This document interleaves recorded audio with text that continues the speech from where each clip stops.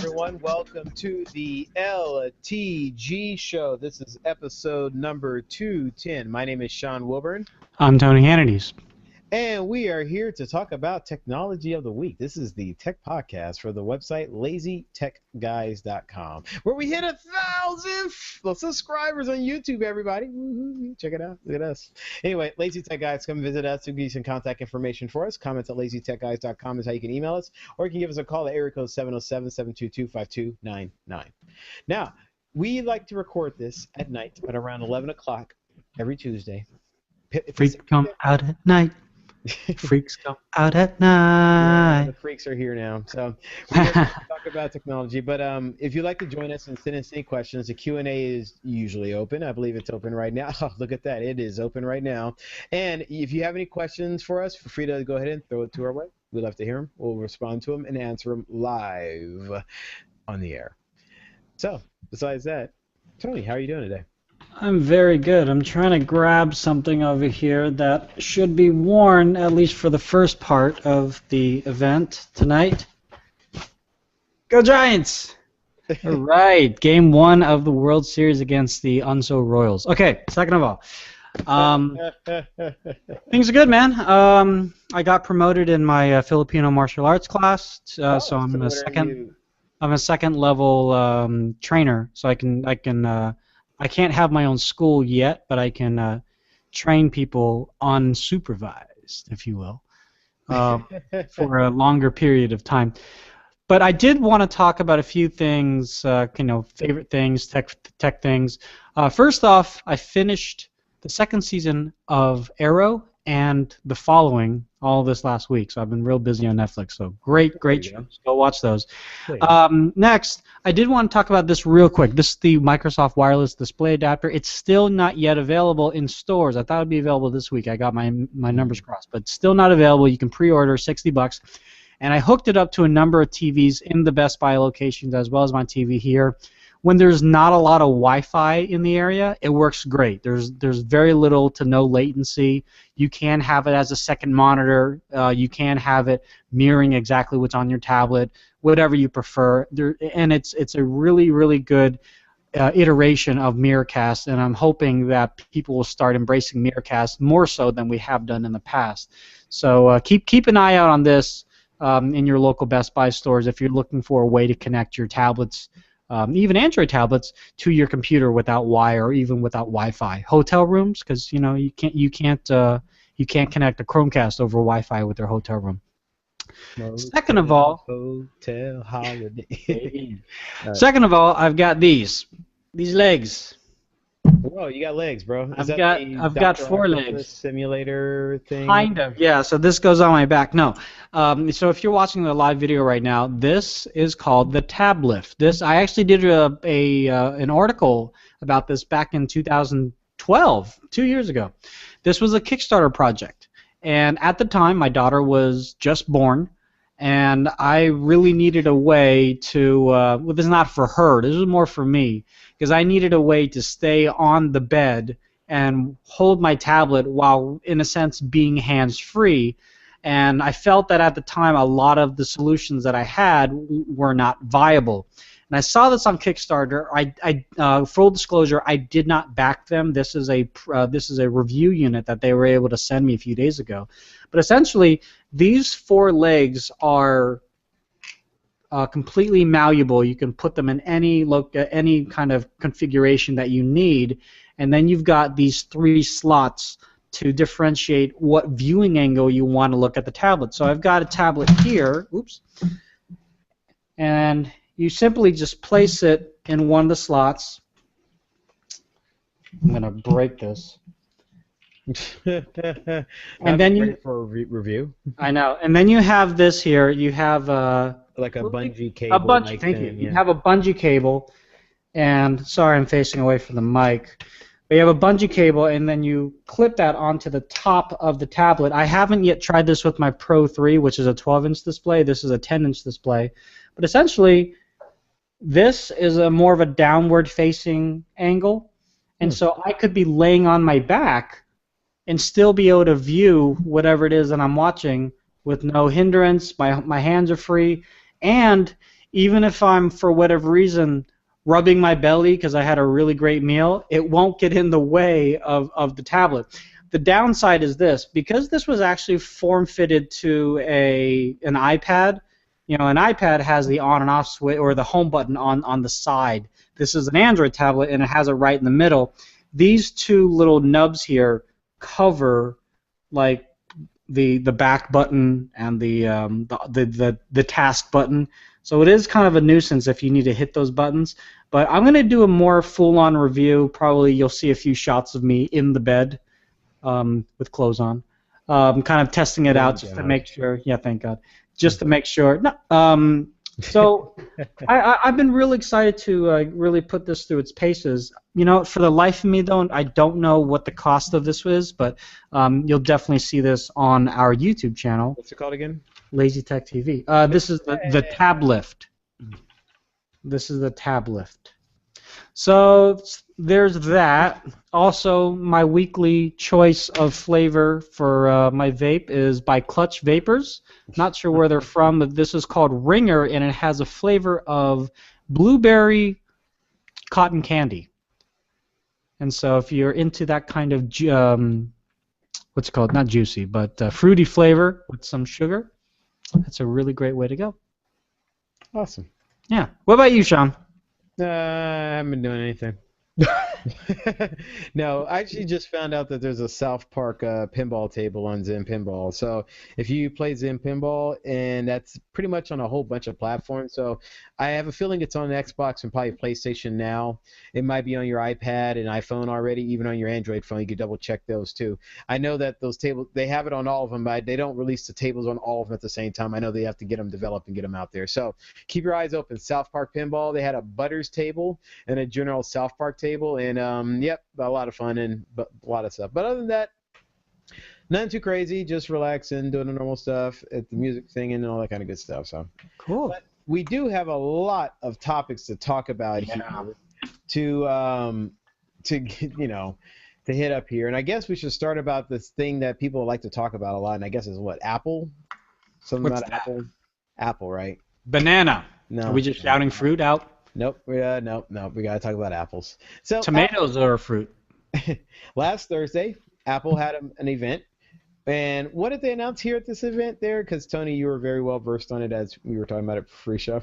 Yeah. First of all, I don't know. I think the executives at Apple were just very tired and somewhat hungover from the Apple iPhone event and its response from the public. Because this event, it was a little smaller in terms of who went, and also they were not as excited on stage. However, they attempted to kind of poke fun at themselves by saying how much security that they had, and they had this really silly video of like there's a security guard at the secure location or whatever. Justin Timberlake walks up because he's working with Apple, and he does this kind of like cool handshake thing with the security guard, and then he finishes up, and then the security guard lets him in through the door, and this other kind of bozo comes in afterwards, starts the handshake, but then screws up, and the security guard's like, nope, you can't come in. It's like, oh, it's like that's how much that's how much security we have.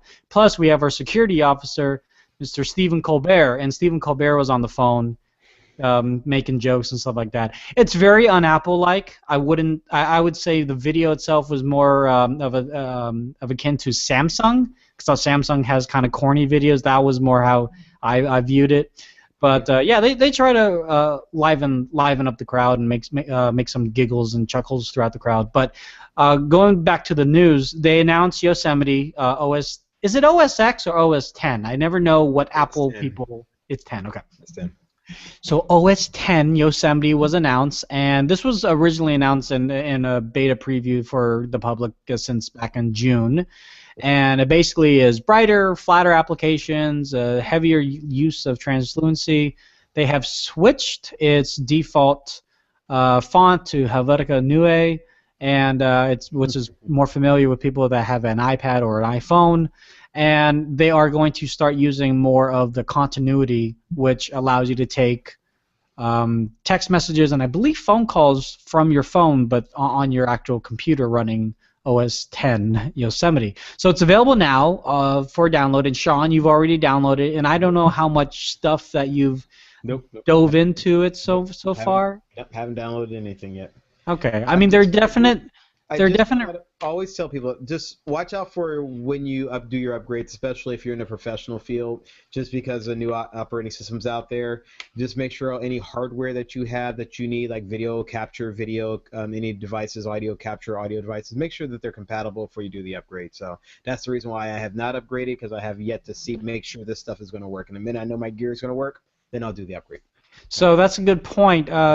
They have a full list of machines listed. I'm not going to read the whole list, but the latest model of Apple product that will support this is, if I'm not mistaken, the iMac from mid-2007. But anything earlier, like 2006 or even early 2007, I guess, will not be supported. So definitely make sure if it's supported or not.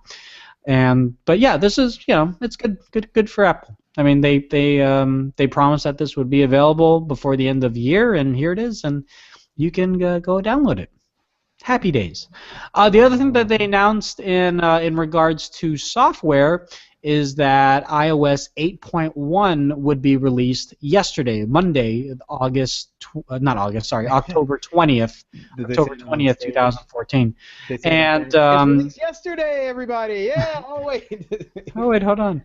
iOS 8.1, the biggest part of this, I think it reactivates HealthKit, because I know HealthKit, they turned HealthKit off. So a lot of apps that were using HealthKit couldn't use HealthKit all of a sudden, but I now think that they turned that back on. But the more important part of it on the widespread consumer line is the ability to use Apple Pay with your iPhone 6 and 6 Plus. So to remind you, the Apple Pay is their not touchless, but it's the Touch ID activated payment NFC powered method that if you go into certain retail locations like McDonald's, Macy's, I know Target is getting it as well, you don't have to pull out your wallet. As long as you have a proper credit card listed in Apple Pay, you can just pay for it like that.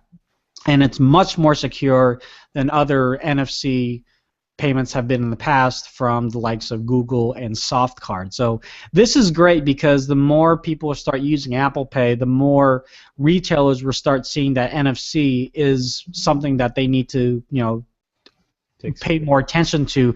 Granted, it's only 250,000 retail locations. I mean, we're retailers. We're also, there are millions of retail locations that aren't going to support this. But it's an uphill battle, and it's not really that's not much of a struggle, considering that Apple does kind of help pave the way into the consumers' pockets and hearts to get this out there. Because like Best Buy, they're not going to support this, and I know they have their own credit cards. They have their own reasons. The biggest reason is without someone entering in their Best Buy rewards, they have no method of tracking the customer. Because when you go to Target and you pay with Apple Pay, they don't have a way to say, okay, this person with the Visa, and all these people with Visas are buying this kind of cereal. If you use Apple Pay, they can't do that. And so I can see why Best Buy is pushing back on it, but I'm sure with customer and consumer feedback, they're going to open it up later on. So what about Safeway? I'm curious. Safeway. I don't know if Safeway's on the list. Because other supermarkets do similar tracking. Even places like Walgreens are starting to do things to track your purchases. So right, whether you have a Safeway Club card or not, if you use that debit card often, they're going to start seeing a pattern, and that's always to their benefit. And that's obviously a little scary, but I don't think they know you as Sean Wilburn. They just see that this gentleman is using a MasterCard, and all these people using a MasterCard in the Rohnert Park, Northern California area are buying this banana or whatever the case may be. Exactly. Visa people like bananas for some reason. We can't. Of course. So I've talked to a few people that have tried it out, because it's kind of a novelty right now that people are just seeing if it works, and for the most part, people have said it works fine. It's a training process. The people that are at the register, the cashiers, have to get used to not asking for the card. They just have to kind of look at the terminal just to see if it's approved or not approved. I know some people inputting the card into Apple Pay on the iPhone through Passbook have been having issues with certain cards, especially corporate cards. So if you have a corporate card from your company, you can't put that on there. But for the most part, it's been working for a good amount of people. So I don't know how this is going to pan out exactly as a technology for the likes of Windows and Android, and I think BlackBerry has NFC as well too. But it can't be bad, you know. The United States is the last major consumer market to really adopt this. So with the added requirement of chip and signature, not chip and pin, but chip and signature next year on credit cards, this is hopefully going to push not just the credit card companies, but also the people that manufacture the terminals and the retailers that buy the terminals for their stores. So.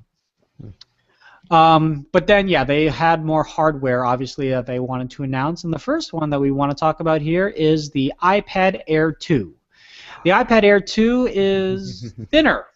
Thinner. Did you want a thinner iPad Air? I mean, the iPad Air, as it was, man, it's pretty darn thin. I mean, you know, when you look at, you know, there are thinner there are thinner Android tablets out there, and they kind of like, they seem flimsy. Now, mind you, they are plastic, so that kind of goes into it as well too. But they seem kind of like not as rigid, and like you want to be a little bit more delicate. And with the iPad Air 2, it's the way that they proved how thin it was.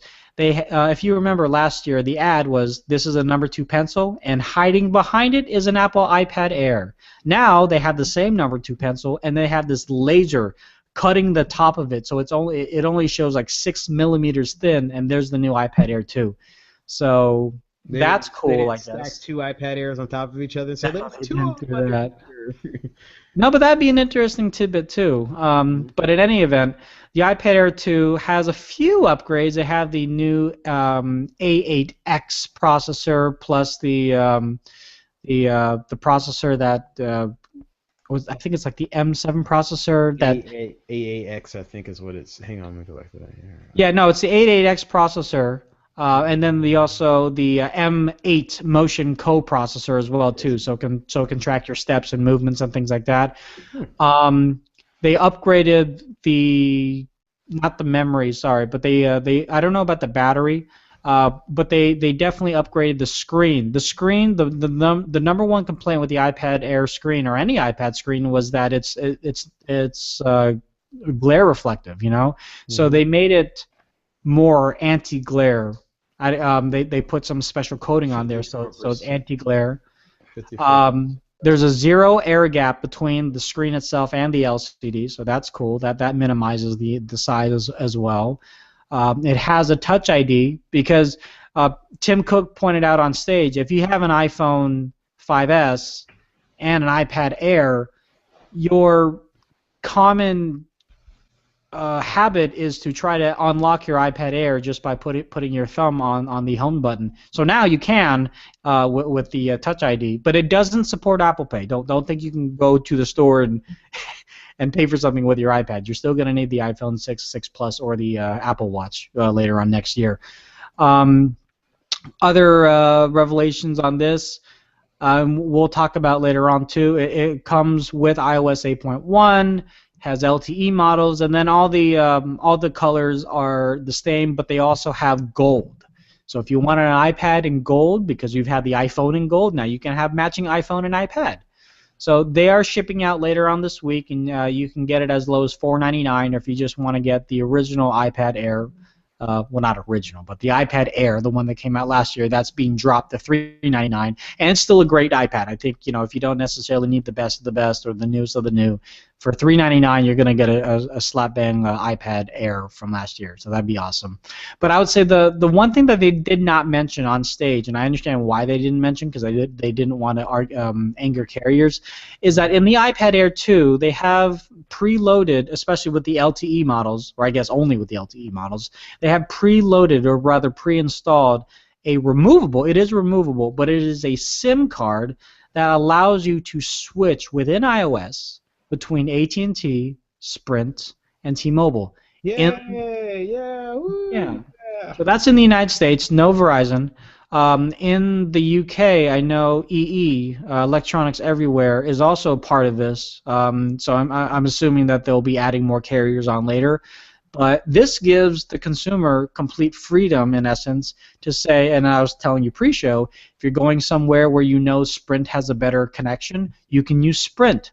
And then next month you go back home and AT&T has a better connection, you can go back to AT&T, and there's no overages, there's no late fees, there's no activation charge, there's just you pay for what you use, and then you can cancel when you don't need it anymore, and you don't need to go to the store. It's a very easy, user-friendly procedure to switch between these carriers. So I think it's interesting. I don't know if Apple themselves has patented this, but it proves that you don't necessarily need to have a specific SIM. You just need well, I guess you do, but you don't. Each carrier doesn't need to make their own SIM. They can just have one SIM that can switch between the carriers. And again, I can see why carriers don't want this, because they don't want you buying a Galaxy Note 4 from AT&T and then one day, just in the middle of the day, you say, oh, I'm going to go to Sprint now. They don't want you doing that. They want you locked in. So I don't know if we'll be seeing this SIM being used in phones anytime soon, but they have sold unlocked iPhones to the likes even of Verizon. You just have to pop in another SIM. So it's completely and totally doable. But yeah, it's definitely a very interesting move from Apple, and we'll see how other carriers kind of use that toward their marketing push, or even if they mention it in their marketing. I don't know if they would want to mention it into their marketing.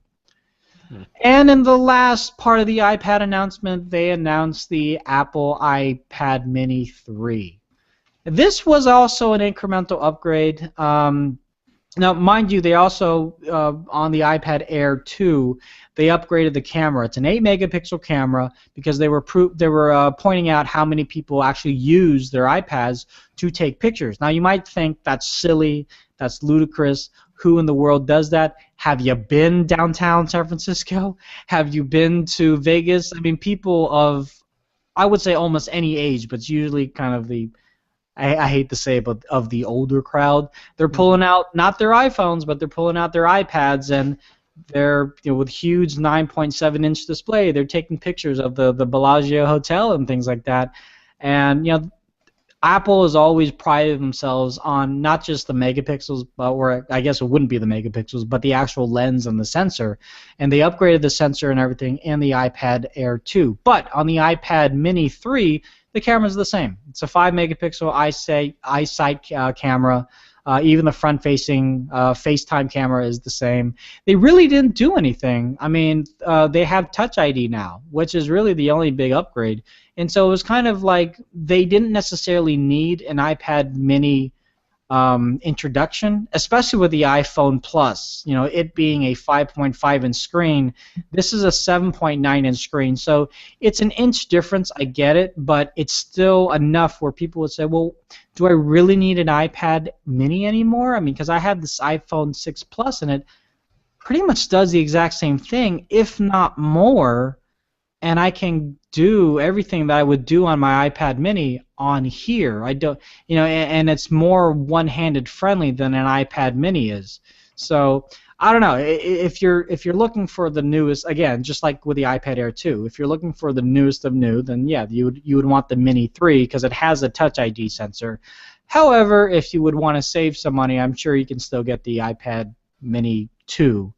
But I guess we're going to see how this all pans out once these go on sale. And I know you can pre-order these last week, so I'm assuming sometime this week they're going to be shipping, and you'll be able to actually touch them and feel them in the Apple stores or your near Best Buy or whatever major retailer that would support these at launch. And they also announced a new Mac Mini. We didn't put this in the show notes, but I'll just mention they announced a new Mac Mini. It's a little cheaper. They bumped up the specs, but nothing really completely to write home about. How much is it? I don't know. Whatever the Mac Mini is now, I think you can minus like $50 or $100, something like that. But what really stole the show, they left it toward the end, and I think they should have opened it, but I get why they left it toward the end. The new iMac This new iMac has what they call the world's highest resolution display.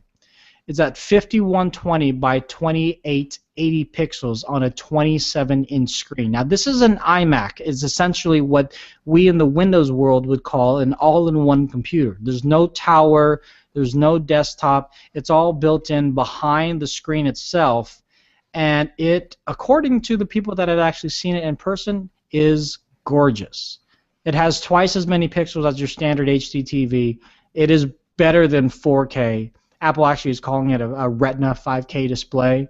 And to kind of compare it, Dell also has their own 27-inch 5K monitor, and it's actually the same resolution, and it's generally, or if I'm not mistaken, I can't find a price on the Dell one. Oh, okay, so it's about $2,500 just for the display from Dell.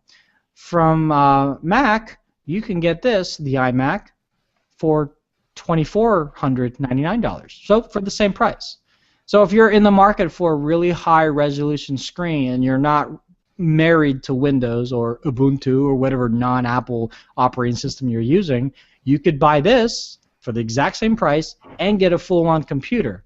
Now internally, it's not the best of the best, granted. They have 8 gigs of RAM, a 1 terabyte Fusion drive, AMD Radeon R9 M290X processor, i5 Intel Core processor, dual i5 3.5 gigahertz processor, sorry, quad-core processor, my mistake. And yeah, I mean, but for a lot of people would say, the professionals won't use this. They actually will. A lot of graphics designers, especially in large firms, rather than buying Mac Pros and having to spend gang of money on Mac Pros as well as monitors to support that, this is a really good solution. And if you need to up the ante, you can get a Mac Pro. But for what this is a really beautiful device. I'm very excited about it, and I'm not a Mac person whatsoever. I'm nowhere close to the ability to afford this myself, but if I were in the market for something high-end, this would definitely be one way I would at least be interested in looking in. So, Sean, I know you're a Mac guy. You're not really into like making videos or photos or anything like that, but you and your circle of friends that are Mac enthusiasts, Mac users, did you hear about this, or do you think that they would care about this, or did you see this being a push? Do you think in CES we're going to see a bunch of like 6K displays now because Apple did this and everyone else wants to up Apple? As far as your initial question, I'm not sure. What I find is that when people are buying computers, especially Macs, they go, oh, I need a Mac. They go and see what's available at that moment, and they buy what's available. But to answer your second question, that actually is what I'm interested in. Are other people going to follow suit? Now, Dell came up with a $2,500 monitor at 5K display. Now, Apple came up with a whole 5K thing. 4K hasn't really launched yet. We're still waiting for that to really get going. They've already succeeded in going to the next level. So at this point, it's like, all right, let's just see how this is going to transpire. Either this is going to confuse people even more and make it so no one's going to upgrade any TV they ever own, or, people are going to be 5K'ing, maybe 6K'ing or 7K'ing, or maybe 1080p, all that, and the 720p is now going to be how many Ks you got. Then I got a 12K set. Nah, man, I got a 15K set. Look at me. Hey, My question, and I don't know if anyone answered this, if you have a 4K display, that doesn't do you any good if you don't have 4K content. Yeah, that's so correct. Being that if there's now we have a 5K display, I'm sure there's upscaling because they all these displays have upscaling. But is this more just buzzword? No. Or No. They always find that these high-end displays always go to the computers first because the computer graphics cards and stuff can actually process and send the picture. They don't make it to our consumer stuff because as of right now, there's nothing producing 4K content. I mean, Blu-ray can do it, but we're not doing it. But I have a feeling a Blu-ray disc could probably do a 5K content, and if they start making 5K displays, I assure you there'll be a 5K version of Avatar, so next to the 4K version of Avatar, so next to the 1080p version of Avatar, and which one do you need to buy? Oh, you need to buy them all. Hate to tell you that. No, you make a good point. I have yet to see a comparison video, and even if I did see a comparison video, it's a video of a video, so I don't know if that would even show off the exquisite rendering of Avatar on a 5K display versus a 4K display versus a standard 2K or whatever 2K display. But in any event, this is available now to buy. And I'll tell you, I mean, I was in Fry's the other day because that's one of the stores that I have to go to for my day job. And they had, I don't know if it was a Dell, but I think it might have been an Asus, or though it might have been the Dell. But they had a 4K monitor, and it looked gorgeous. I mean, compared to some of the other 2K monitors that were there, like, wow, this is great. If you're into gaming and things like that, how much is this thing? They're like, oh yeah, it's $25 or $2,400, something like that. It's like, who in their right mind would spend that much? I mean, aside from the gamers, like, who would ever do that? And now this came out, I'm like, I can definitely see people putting their credit card, going to some credit card debt for this, because you're getting a pretty good computer out of it. It's photos. Think about it. What industry do people buy $3,000 cameras and $2,000 lenses all right. the time? No, I got you. Afford a $2,500 computer? Of course they can afford it. So I think it's more of the video and picture and photography industries are the ones I think is going to jump on it the most. I think they're the ones. 5K? Yes, because that means a better picture, clear picture, better and more accurate editing. What can you say? And I think what the latter point you made is more important, more accurate editing. Because if you have a 4K monitor, a 5K monitor, 12K monitor, and it looks great for you, and then you send it to me with the 2K monitor, it's going to look okay. It's going to look like what I'm used to. But if you can edit it that much better, it is going to look that much better for me. It's still going to be 2K, but it will look much better. And you, as the photo editor and taker, photographer, whatever you call yourself, you'll have a better name to yourself. There was one more point that I wanted to make about this. It cannot be a monitor though. Like there's no input. Like you can't connect a Mac Mini to it. You can't connect another. You can't connect like your Apple TV to it or anything like that. So if you're hoping that this would also be a monitor second to an existing Apple monitor you have, you're not able to do that right now. And the main reason behind that is they don't have the wires to do that with. I mean, the current Thunderbolt wire just won't support 5K output.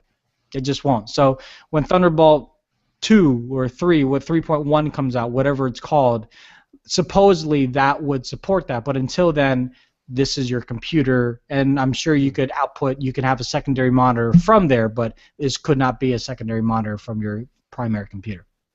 Interesting. I just thought about something. How are they getting the bandwidth from the motherboard to the screen? Anyway, I don't know. A good question. No.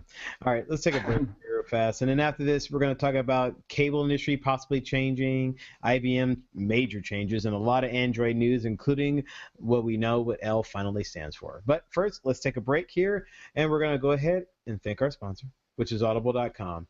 Audible.com, plain and simple, it is a great audiobook service. Allows you to, has over 150,000 books to choose from, including new releases, bestsellers, and more. You can cancel your membership at any time, and it is a membership thing. And when you're part of the club, you actually get a lot of good benefits. Like one of the benefits is, well, you get a book every single month. You get a credit, and this credit gets applied to a book. You get discounts on other books, usually up to 30%. So if you keep finding more and more reading that you find very intriguing and more books, then you're going to save money in the long run because you're going to be overall saving money. It has app that works with all different devices, including Android, iOS, Windows, and more. So no matter what you have, it's compatible with it. And most important of all, it allows us to simply listen to books in a manner in our busy lifestyles. So it's like adapting classic literary stuff out there with our current technology. So audible.com is the service. We want you to use this URL to sign up and get 30 days to check it out, a free book out of deal, audibletrial.com/lazy. Once again, audibletrial.com/lazy, 150,000 options to choose from as far as books go, works for all your devices, and it's a really, really cool service. So we implore you, please go ahead and check them out and have fun, and most important, enjoy a good book. be kind of shocked and be like, wow, this is a really, really good story. So you get a lot of that in there. So audibletrial.com/lazy. All right, so what we got going on here? All right, so that is it for Apple. And even though they were very busy doing all this stuff, IBM apparently has been very busy lightening their load, apparently, in a way of speaking. So it looks like, as announced today, IBM has decided to offload a couple of its factories in a chip-making business to global foundries, but they're still going to continue to design their own chips. So now IBM is not quitting and saying we get out of this business. IBM has realized that one of their chip manufacturing business is pretty much they're not making any money on it, and they're essentially trying to trim the fat. Now, the way they're doing this is kind of intriguing. This is what got people like doing the one eyebrow raised deal, is when they found out that essentially IBM is going to pay Global Foundries $1.5 billion over the next 3 years and is going to give them their chip business. So Global Foundries is not paying for this. They are actually getting money and the business at the same time. Why would they do that, if you're wondering that? Because you're probably scratching your head saying, how do you do that? Well, turns out IBM is in such dire straits, especially with that part of their business, that they're not making enough money to, well, keep it going. So they're going to let that part of the business go. They're going to sell it off, well, give it to foundries and actually work out a good business deal with them. So over the next 10 years, they're actually going to still be working together. There are going to be a lot of joint collaborations between the bunch. And matter of fact, Global Foundries will actually have primary access to all the research through all the investment that they've been going on. So all the investment that's been going on, all the patents that's been happening with all this is all going to blow in at Global Foundries. And in a way, Global Foundries is going to have some business over the next 10 years coming from IBM and more. Now, if you're wondering who Global Foundries is, they're not just some company out of nowhere. They were actually created in 2009 by the AMD's. It was divided from AMD's manufacturing business, and they make chips for AMD, Broadcom, Qualcomm, and quite a few other folks. So essentially, IBM, they're going to be making IBM's chips, and IBM is going to be, well, manufacturing their own chips, and they're going to be putting their focus on, let me see here, trying to get this answer here. They're going to be working on advanced semiconductor packaging solutions. So they're still going to be doing other stuff and continuing on with their business. Now, last week, Tony and we had a big thing about employees, maybe last week or the week before, about employees and all that. Part of the business here is that Global Foundries keeps all the employees that are working there. So they're not they're there to keep all those people working. They're just essentially transferring the business over to these other folks and giving them money to take it over. So cool. Very interesting. Yeah, it's interesting too because Samsung had, or they project, I don't know if they've announced it, but they projected that this quarterly earnings would not be that good, and they pointed the big problem was actually mobile, and you would think mobile is huge for them, but it's not. But the one business that they're in that continues to thrive is semiconductors or processors. So.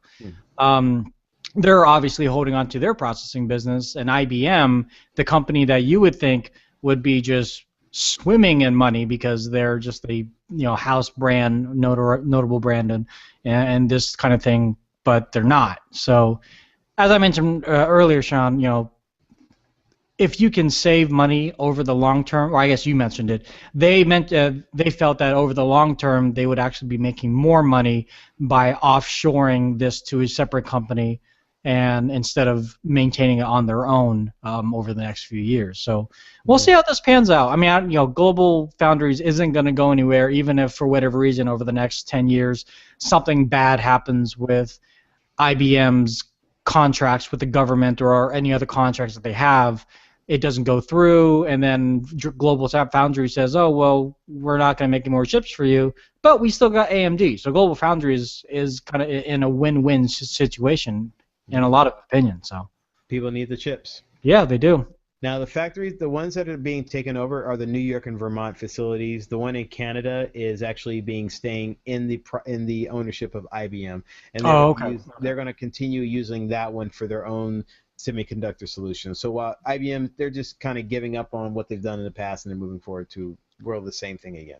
All Now, right. real fast, just so you know, they were not successful with the other parts of business that they are keeping, so even those parts lost money. So overall, we're still kind of curious on how they're gonna shape up. But yeah, I know it's kind of like, oh well, yeah, all right. I mean, they signed a pretty big deal with Apple to get IBM software preloaded on certain enterprise Apple products like iPads and iPhones. Yeah. So, I mean, I don't know if that is a huge lucrative business, but it's definitely a step in the right direction. At least getting into the enterprise field, which is way more money than the consumer field. Awesome. Serious question though, Sean. What do you got? Can you not raise one eyebrow? Okay. Of course, you're gonna raise one eyebrow. Well, no, I just because Well, I thought you had to. I thought I saw you raise it with your finger. No, it's for the viewers who are watching. I was pointing at it so they know. Okay. You know. For listeners that are listening, we both raised our eyebrows with no finger help. All right. So also everyone, thank you again for listening. This is the LTG Show, episode 210. Thank you for joining. But website lazytechguys.com. Remember that. Go ahead and check us out. All right, dude. HBO has finally listened. They finally listened. Well, actually, no. It seems like this is just business and how things are really going to be going in this direction here. Yeah, no, it really does. HBO is going to be giving up that umbilical cord that they've been tied to the cable companies, that one that they refuse to cut. They're taking it and they're slicing it off next year because they're going to be free and they're going to be selling directly to people without cable subscriptions.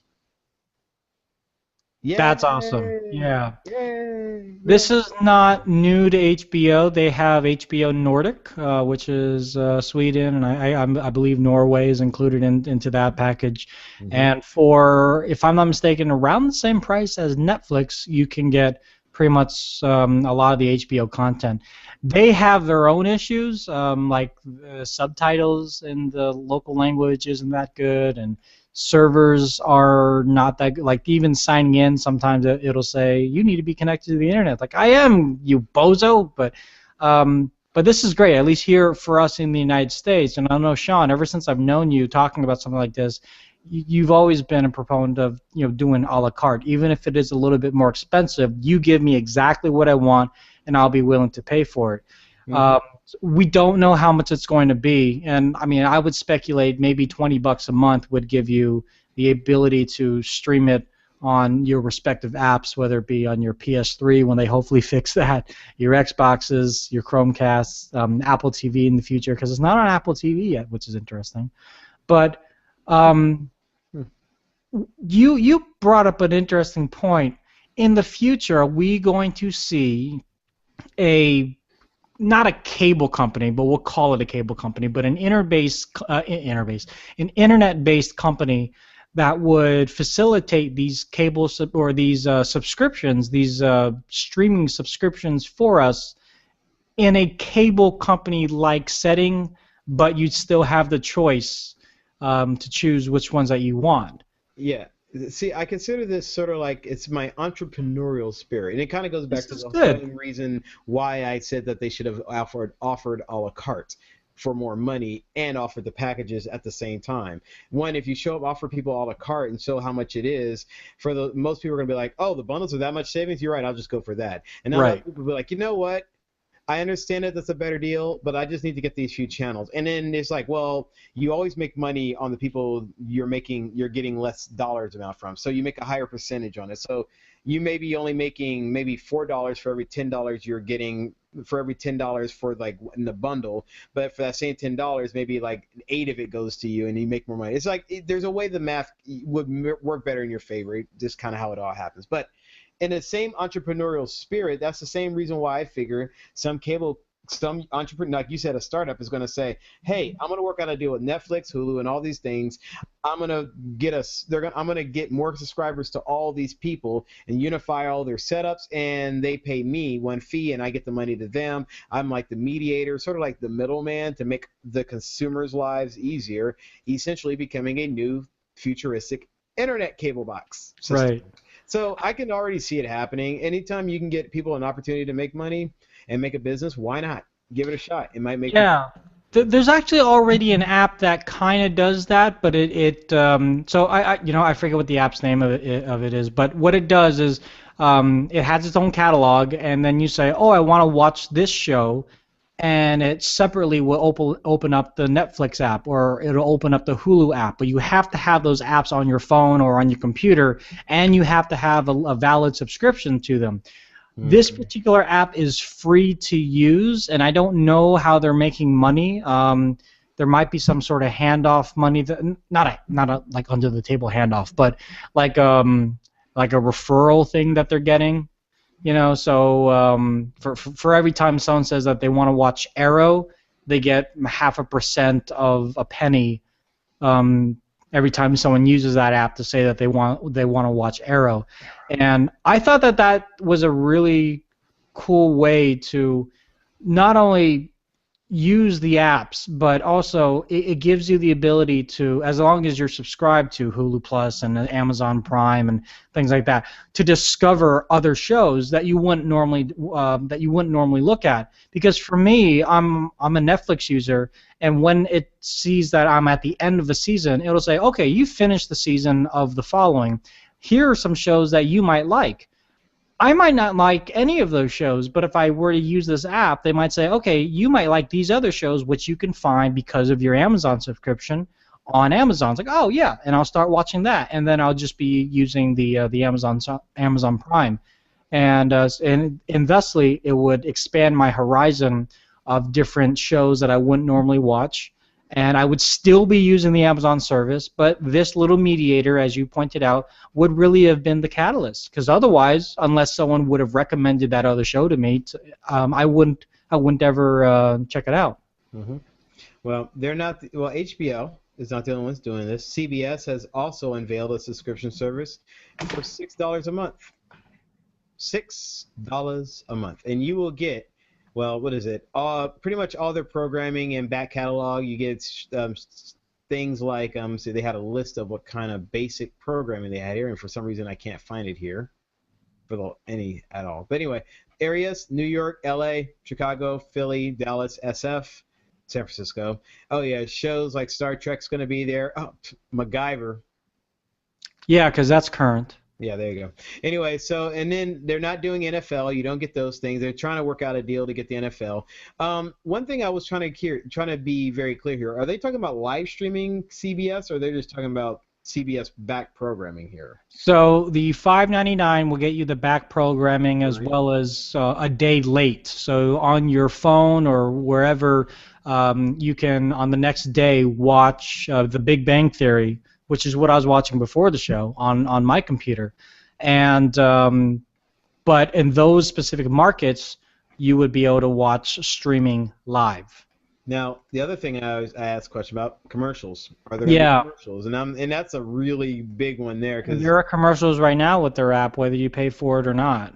Yeah, so, but the thing is, what is commonly expected is you pay for something, you lose the commercials. You don't pay for it, you get commercials. Like so how does Hulu Plus get away with it then, right? I don't understand how they get away with it. I think that's the reason why. I think that's the reason why their user base isn't as big as it is. I think if they would jump the commercial, they would easily get more people. Easily. Yeah, because I know, like, when I'm watching a TV show, again, I'm bringing up Netflix again, but I binge on that every day. Unfortunately, I need to get more sleep. But, you know, at the point where it would normally go to commercial, it continues the episode. It's like, oh, good, I don't have to watch a bunch of, you know, Gillette commercials and, you know, food product commercial that I don't even care about. I can just continue on, and I'm still immersed in the show. And when there are commercials on a TV, for whatever reason, on a TV, with that paradigm, we're so used to seeing a commercial, we get up, we go wash our hands, we get some food, we go use the restroom, whatever the case may be. On the computer, though, we're used to maybe commercials at the beginning of a YouTube channel, and that's it. We'll just skip through it if we can skip through it. But in the middle of the show, it's like, oh, I don't want to have to get up. I don't want to have to pull out my phone for the next 15 seconds or however. And these commercials aren't short. They're like 30 seconds long sometimes, and there can be 3 or 4 of them. And that might not seem like a lot, but that kind of attention span on the net it's very short. And so with this subscription, if they had to have a commercial, I would say just put it down to one, a 15-second commercial, just split right in the middle. Because I keep hearing, you can now showing this with limited commercial interruption. What does that mean? Are you limiting it because if I were to watch it live on CBS, it's a 4-minute commercial gap versus a 3-minute commercial gap? No, I mean it's limited because normally it's 2 minutes of commercials. Now they're only giving you 30 seconds of commercials. No, that's what I'm saying. Yeah, it's 4 minutes on TV. Now I'm only getting 3 minutes. That's still 3 minutes out of my life on the internet. That as an internet user, we want the info now. We don't want to have to wait through commercials that most of them we don't even care about. Hey, I find it fun. You don't speak for the whole internet. Our internet, no.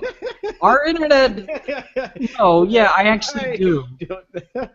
No, the internet has a very short attention. Have you been to BuzzFeed? Have you been to 9gag? You're getting kind of aggro here. I'm trying to calm you down, bro. Chill out. No, I just the thing is when it comes to these shows, I know they want the ratings and they want the ads to counteract the cost of producing these shows. I get that, but like you said, if we're gonna pay for it, even though it's only $6 a month, the more people use it, and I think this goes to your HBO point.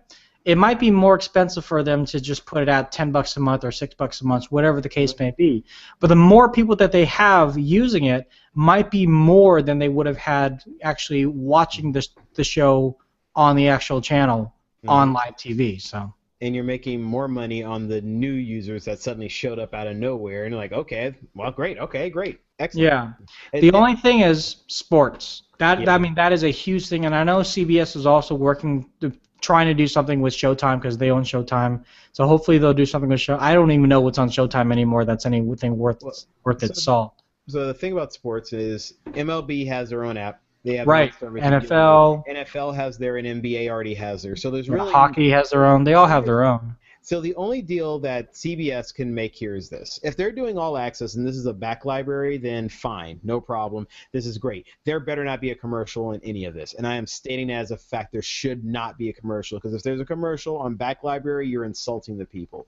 Number two, if they are going to do a live TV and commercials are perfectly fine. I watch ESPN all the time, SportsCenter on the internet rather than on TV, and on the commercials, they just give you a blank screen of nothing. It is the greatest thing ever. Not having commercials is fantastic, and if I have to pay for it and just to give me a blank screen, it just says, we'll be back with your programming, and then just give me the programming with no commercials, I will happily pay for it. So do not put commercials in there. Please do not do it. Other than that, everybody's heading in the right direction. Well, the right direction. Everybody's heading in a direction that we knew they were going to head. And now, within, the next year and a half, 2 years, Tony, we're going to be a whole different conversation of saying, hey, remember back in the days when we had a cable box? Yeah. Yeah, remember back in the days when we didn't know the name of the new Android operating system? Which was, a week ago, maybe? So here's your answer, Sean. Yeah. So I went to the CBS site because you can sign up for this now. You get a free week. Here we go. With the CBS All Access subscription, you get fewer ads per episode on desktop and mobile. Good God. There are still ads. CBS dropped the stupid ads. Make the money on the look. You have ads are there to pay for the spot so that you can stay on the air. That was the point of the ads. If you have someone else paying you to be on the spot, then there's no reason to put the ads. I.e., HBO, and other Showtime. None of those places, only ads they have are their own ads when they're advertising their own programming between time slots. But they don't have to put ads in because you're paying them for the service. So fine, just. Oh, God. Anyway, do what's happening on Android in the world. We finally got some answers, some good stuff, some announcements, new phones, new everything, right? Yeah, so the big one, well, I guess it's not the big one, but it's a big reveal because up until now, or at least up until last week, we really didn't know what Android L stood for. A good number of us thought maybe they would have another licensing deal with Laffy Taffy or Lifesavers or Lemon Drops, things like that. And even Google poked fun at it. they had a preview of Android 5.0 of these people in costumes of different desserts, quote unquote, trying out to be the next version of Android. And there was a lemon meringue pie, somebody dressed up as a ladyfinger, someone dressed up as there was a lemon drop girl. She was cute. And there was also a guy dressed up as an Oreo. And they're like, you do know this is L, right? And he's like, oui, je suis French, je suis l'Oreo. Because in French it's L apostrophe O because it's a vowel. It's funny. That's he's one of the actors from Raising Hope and a few other TV sitcoms. He's a funny guy. But anyway, so yeah, it is called Lollipop. They're not licensing to anybody. And I found it funny that a bunch of the Android tech blogs were kind of singing that song and showing a bunch of like Lollipop videos of like the Lollipop Guild and things like that. It's like, oh, okay, fine, let's just stop that. But what Lollipop really brings to you as the consumer is it does bring material design, which is that kind of new flat design that has a lot more gestures and has a lot more animation and things grow and shrink. If you don't know what I'm talking about, go to your Google Play Store and just look at an app and swipe up and down. You notice the top header shrinks as you swipe down, which is kind of cool. But they also showed off that there's going to be easier control to go between users. So right now on Android, you can have multiple users on a tablet, but you can't have multiple users on a phone. But with Android L, with Lollipop, you can. So this is a great example of where my son wants to use my phone and I don't want him snooping through my email or even using YouTube for that matter. I can set up a second account on the phone that has specific applications, kind of like a kid account, if you will, and I can set up more privacy restrictions so he can't go look at YouTube videos of like fail videos or things that are gross or things I don't want him looking at. Or websites, stuff like that. So that's all kind of embedded into Android 5.0, as well as about 5,000 new APIs. Now, you as a user might think, oh, I don't care about APIs. Yes, you do. APIs are very important, especially for the developers behind the APIs, because that'll just make their apps that much better. There have been many times where you've been using an app and you might say something along the lines of, God, I wish this app would just do this. Whatever that is, that might be in one of these APIs that developers can tap into. So yeah, 5,000 of them. There's plenty. There's no way I can list even 10 of them because there are a lot of like kind of coded messages and things that I don't really know what they do.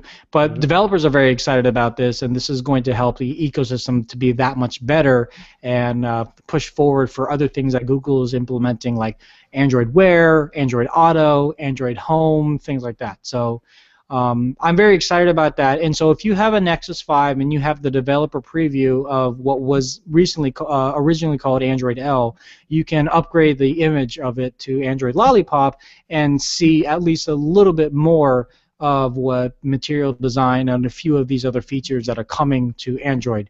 The question is, how are companies like Samsung, HTC, even Motorola, how are they going to emulate Android Lollipop into their ecosystem, or is it going to look anything like Android Lollipop, or is it going to look anything like Lollipop? Or are they going to embrace material design at all through their user interface? So I know there was a leaked video that came out about a week, maybe 2 weeks ago, of Samsung's iteration of material design in TouchWiz, and it was still very TouchWizzy, but you did see kind of the shrinkage and the growing of pictures and a little bit of animation that did seem to be influenced by Lollipop. So that's exciting, but we won't see that on handsets for maybe another month or so. But the Nexus devices will all get Lollipop upgraded within the next few weeks, even the Nexus 4. And so this goes along with the whole upgrades. Google promised to keep their devices upgraded to the latest and current version of Android as long as it's within a 2-year time frame, and the Nexus 4 is right at that cuff of being in the 2-year time frame. When it comes to the hardware, they announced 3 new hardware. First off, they announced the Nexus 9. We'll start there. This is HTC's first Nexus tablet. They haven't had a tablet for quite some time, and it looks good. I mean, it's actually an 8-inch, 8.9-inch tablet. Yeah, 8.9-inch tablet. Weighs about 425 grams. The screen itself is, I want to say it's close to 2K. Yeah, 2048 by 1536. So it's close to 2K. It is a 4:3 aspect ratio versus a 16:9 aspect ratio. So that's gotten a lot of people kind of weirded out. But if you look at the success of the iPad mini, that's a 4:3 aspect ratio. And so I know, when it comes to like viewing videos and things like that, people are a little weary about, the black bars coming back. We'll see how that goes. We'll also see how that works with certain applications, like games and things like that. Games were originally developed for 16:9 apps, and this being a 4:3, it might, I don't know if it breaks the game or makes the game look stretched or anything like that. But it'll be interesting to see how the development community takes a hold of that. What they could do. Put it as a 16:9, leave the black bars, and put the dang controls at the bottom so you don't put your fingers on the screen. How's that for something? You could do that. That's great. That would be a great idea. Do that, people, please. Yeah, you could definitely do that. This will be available in both Wi-Fi only and LTE models. The LTE model only comes in the 32 gig version. It's 16 gigs and 32 gigs on the Wi-Fi only. 2 gigs of RAM. It does have NFC, Bluetooth 4.0 with aptX. It will be Chromecast compatible, 8 megapixel rear shooter and a 1.6 megapixel front shooter. One of the best parts of this for me personally is that it does have front-facing boom sound speakers. Front-facing speakers, in my opinion, are a must on any device. My next phone, I was very close to considering getting one of the new Motorola devices or one of the HTC Ones because they have front-facing speakers. I hate the fact, even on my Note 3, the speakers are down here at the bottom, and so when I'm holding it, my hands are covering the speakers, no matter what I do. But if they're in the front, they wouldn't be covering the speakers. So that's kind of something to take into account. So what I always do, Tony, what I do is I put my cup the bottom of the phone like this. For the people looking, I put like a C cup around the bottom of the phone where the speaker is, so the audio comes back around to the phone. Yeah, I do that too. I just don't want to think about doing that. I don't want to have to change how I'm holding something to make it work. And I get what you're doing because I do that too. And I force myself to do it, but it's like, I don't want to have to do it. Oh, I hear you, Ben. I hear you. Now, here's the thing. When it comes out, this is available for pre-order on October 17th. So it's already a pre-order right now, and you can get it in stores on November 3rd. And the cool thing about it, it'll be sold in not just the Google Play Store, but even big box retailers, including Staples, Best Buy, and a few others. I think including Target. I'll have to double check that. But the biggest thing about the Nexus 9 is that it does have an NVIDIA Tegra K1 64-bit chip. We knew that the 64-bit architect would be supported by Android Lollipop, and it was just a matter of time for this to come. Now, what does that mean? Does it mean that the graphics are going to be exponentially better? No, not yet. It takes time to build that, but what it does help is security. Android has always been kind of blamed for security of apps being malware infested or things that you download or websites that you might go to through the Chrome browser or the internet browser, whatever browser you're using on your Android device, you're still open because it's a 32-bit encryption. Now with 64-bit, it just would make it that much better for the manufacturer and for Google to encrypt you for the things that you're using. And Google did kind of point out, similar to what Apple said about 3 or 4 weeks ago, that in iOS 8.1 or iOS 8, everything is secure. So even if the FBI or NSA was able to get hold of your device, they wouldn't be able to take the data from it. Google said that they were working on that as well too, and that is proven here with Android Lollipop. So that's cool. That's kind of more back-end stuff, but you using the device, you can feel that much safer if you were to go to, I don't know why you would go to, but if you were to go to nefarious websites, or if you just went to a website that you didn't know had like a Trojan or some sort of worm in there that could get its way onto your Android system, you wouldn't have to worry about it as much. So that's the Nexus 9. Starts at $399. I want to look at it first before I buy one, because I know personally I've been looking for a Nexus tablet, because for the past 2 years I've been really thinking about getting the Nexus 7, and now this is out. The problem is, because I've been using my Surface Pro 3 so much and my desktop computer, it's not that I'm ingrained into the Windows ecosystem. I just don't have any use for another tablet. I really don't. I mean, a lot of the games that I play, I don't necessarily need an Android tablet to do that. They're either on my computer or they're on the Windows Surface. But for those of you that are out there looking to upgrade a tablet or get into the Android ecosystem, this might be a good starting off point for you. Now, when it comes to the phone, Motorola was the company behind the Nexus 6, and they did stay with the name Nexus 6, although it is the bad guy from Blade Runner. But yeah, the Nexus 6 was also announced, and this is essentially a blown-up Nexus X, which might make a lot of Nexus X owners quite unhappy. Although, if you're fairly content with a 5.2-inch screen, you might not care. The Nexus 6 is a 5.92 or 96 display. It's a Quad HD display, which is 2560 by 1440, so it's very high res. Has the latest Snapdragon 805 processor, comes in 32 gigs or 64 gigs, no expandable memory. There was a leak that suggested that they might have expandable memory. There's not. 13 megapixel sensor on the back with optical image stabilization. That is a huge improvement, but the question is, how good are those photos, as we've seen Motorola cameras kind of not be that good. Also, it's going to have metal surround or a metal band. It will have a front-facing speaker and mic, so you will be able to watch your Netflix or your YouTube or your CBS All Access and not have to worry about cupping anything. It's all coming through the front. And, oh, Sean, you're going to love this. It will come in midnight blue and cloud white. Oh God! What the? You know. What is cloud white? From what I've seen, it's kind of a creamy white. So it's white. It's off-white. Okay.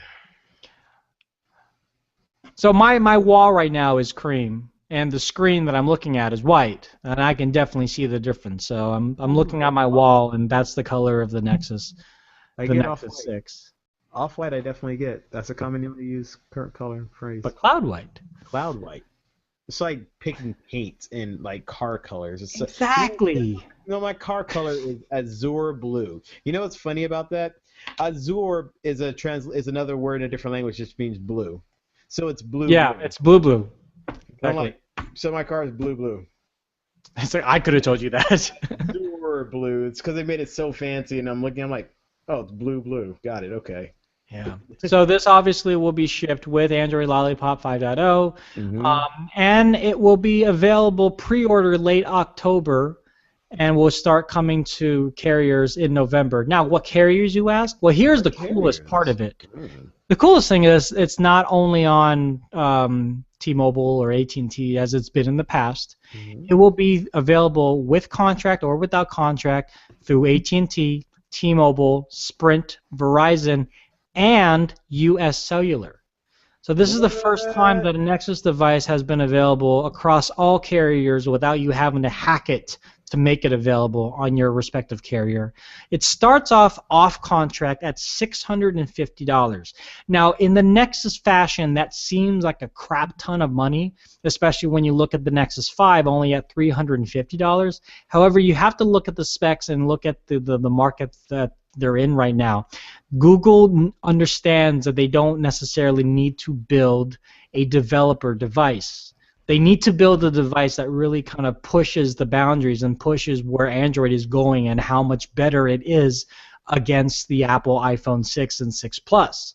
And it being around the same price as those phones, it's still cheaper than buying an Apple 6 Plus off contract. So in that regard, it's still the cheaper of the bunch. It's still cheaper than buying a Note 3 off contract. I think a Note 3 is like $799 still. Yeah. But we're still unsure how much the monthly cost is going to be if you do one of those monthly installments through AT&T Next or Verizon Edge. Or how much it's going to be on a 2-year contract. I would speculate maybe between $150 to $200, maybe even $299. I don't know, but this is definitely one phone that I know I've said in the past. I'm getting the LG G3 with T-Mobile. I'm still on Verizon. I still have the Galaxy Note 3. I haven't made the jump, and I know, Sean, you're not like me. You're fairly content with your Galaxy S4, and you should be, but This is definitely something I'm looking into. 6 inches though, man. I don't know if I can talk. I don't know if that just goes too far for me, because I have a 5.7-inch screen right now, and it's just really, no pun intended, but it's really at the boundaries of what I can handle in my hand. What your pocket? It's not my pocket. That's the thing. Like, people's like, oh, how can you put in your pocket? It fits in my pocket, no problem. It fits in all my gym shorts as well too. The problem is holding it. Yeah, like a whole octave, like. Yeah, no, yeah, that's the problem. Like, I can do octaves fine with my hands, but the problem is like the way that my thumb is. My thumb can barely hit the upper left-hand corner on this phone. Apple, they integrated a really interesting system in their iPhone 6 Plus. If you haven't seen this, you lightly double tap the home button, and it pushes everything down, maybe third way down the screen. Then you can hit the upper left-hand corner without having to stretch your thumb too much. It's kind of hanky, it's kind of wonky, it's a little weird looking, but it works really nicely. And if you don't want to stretch your thumb, you just double tap, you tap the upper left-hand corner, and you double tap again, and then the screen goes up into its normal upright position. So yeah, that's the Moto. I guess it's just the Nexus 6. Mm-hmm. And the last thing we'll be talking about here is the Nexus Player. Now, we've been hearing a lot about a Nexus TV, the next iteration of Google TV or maybe Android TV. Mm-hmm. This is the Android TV box. This is the Nexus Player. It's the first Android TV box ever coming to market. It'll be $100. You can pre-order already, and it'll be in stores on November 3rd. And it comes with, very similar to a Fire TV from Amazon, it comes with the box. It looks like a cylindrical, kind of like a cylindrical? Well, it's a circle. It's a circle. You put on your set-top box. You put on top of your. Yeah, thank you. It looks like a puck. It says Nexus on the top of it. It is powered by a 1.8 gigahertz Qualcomm Intel Atom processor. It's got 2D and 3G engines, Imagination Power VR Series 6 graphics, 1 gig of RAM, 8 gigs of storage, MIMO 802.11 AC compatibility, Bluetooth 4.1. Like I said, it's Android TV. It says that it's powered by 2 AAA batteries, but I can imagine that's what they're talking about with the remote that it comes with. That'd be awesome. Yeah, because it does have it has an HDMI out, it has a 18-watt DC power in, and then micro USB 2.0, which I assume that you can not only charge your device, but if you for whatever you want to hook up your Nexus 6 to the device to stream something off your Nexus 6 that you can't do over Chromecast. Because that's the argument here. Do you stick with the Chromecast for $35, or do you triple it and get this Nexus TV, which can do that much more than the Chromecast, because it's not apps that are based off of your device. It's basically apps that are compatible to Android TV. That's another issue. Now these app developers have to build apps for Android TV, and how many people are going to jump onto that? Because as we know, Google TV was a dead cause. So we'll see how that really pans out. Personally, I'm sticking with my Chromecast. If for the most part, it works fine for me.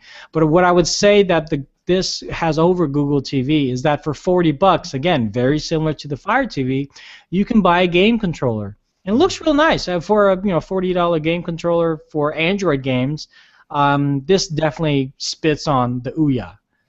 I don't know if you can do 2-player games, but at least for 1 player, so you can play like Riptide GT, you could play Asphalt, you can play I'm assuming these are all assumptions because I haven't actually played the games, but I'm sure you could in the future play FIFA or Madden, the mobile versions, obviously. Well, yeah, after they, of course, reconfigure the programs to work compatible with this controller. And the question is, will a company like EA or something put the money into this if there's a small market base and there's no one who has a console? Why bother making your thing compatible with it? Well, it's not so much you have to make your thing compatible to the controller itself. It's a possibility because we've seen the gamepad from Arcos, and Rad reviewed that.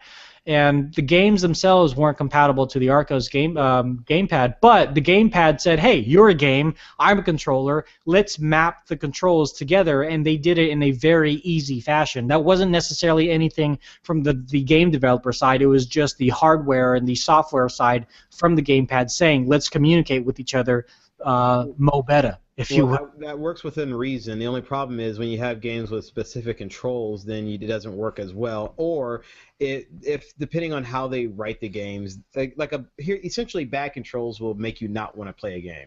Yes. So I would, since they're giving you the option of controlling, whether they allow you to map it or whatnot, you're going to get the best performance when the games are made with this controller in mind, with all the buttons that are listed. I mean, the thing has two sticks, the 4 buttons on the right side, a D-pad on the left, and it has buttons on the top. That's a full controller.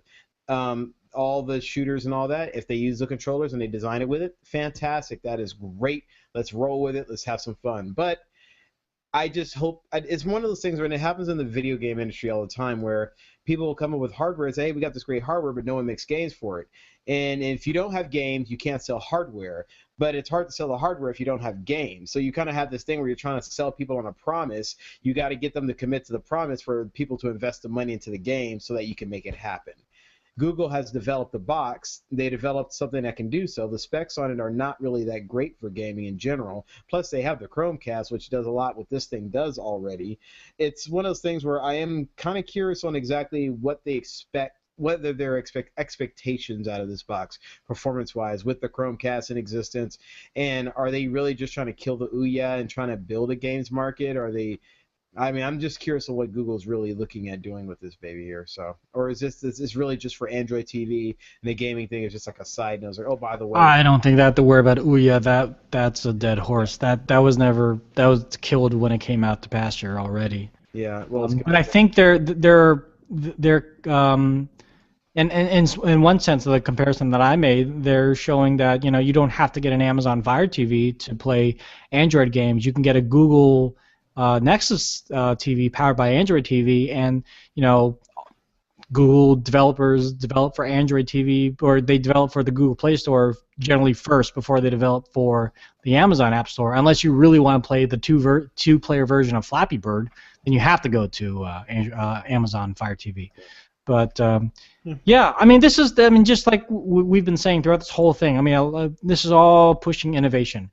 It's going to be interesting to see what happens with Apple when they finally upgrade their Apple TV, which will hopefully be next year sometime, to support games and to actually support apps, not just apps that they decide to put on, but apps that developers can develop for. You know, it's funny. I kind of see this as it's the exact opposite of what Sony did. Sony has a box that does games well because they have a back library of games, but it doesn't have the apps for the basic TV stuff. And then this one here is going to have a lot of this cool TV stuff, and I'm just worried that it may not have the games to cover that part of the portion. Yeah. It's just interesting how they both are just kind of exchanging blows here. But anyway. Yes, Minecraft. Anyways. All right. So one last thing. Oh, yes. So if you're watching live or listening live, I'm going to be doing something over the next 2 days. This is 200 gigabytes of OneDrive storage. What? Unused. 200. 200 gigabytes. That is a crap ton of music and a bunch of movies. So we're going to be giving it away to one lucky person. I'm not sure how I'm going to do the giveaway. But we haven't done a giveaway for quite some time, and I figured that this would be a good time to do it. So yeah. I love it. All right, so keep your eyes open. Keep an eye out, yeah. Keep an eye on Twitter, Facebook, Google+, all of them. Well, matter of fact, let's tell them exactly about all those ways you can contact us. So comment at lazytechguys.com, email, telephone number 707-722-5299, and Facebook, Twitter and Google. If you look up Lazy Tech Guys, you'll find us on all of those. Our YouTube channel is Lazy Tech TV. That's where we, you can go ahead and subscribe to us there. We'd love to have you doing that. We'd like to thank our sponsor, which is audible.com. It's audibletrial.com/lazy. So that's audibletrial.com/lazy. Use that URL, sign up, check it out, enjoy a free book, and get addicted to quite a killer service. Tony, any last things here you want to say? Contact or just come hang out? No, just kidding. No, that's pretty much it. Go Giants. Game 2 tomorrow. There you go. All right, so thank you guys everyone for hanging out. This is the LTG Show, episode 210. We'll be back next week with some tech news, tech information, and all that good stuff. And now I will really have the music playing as we exit the show up. Have a great day, and we're out. See you later. Peace.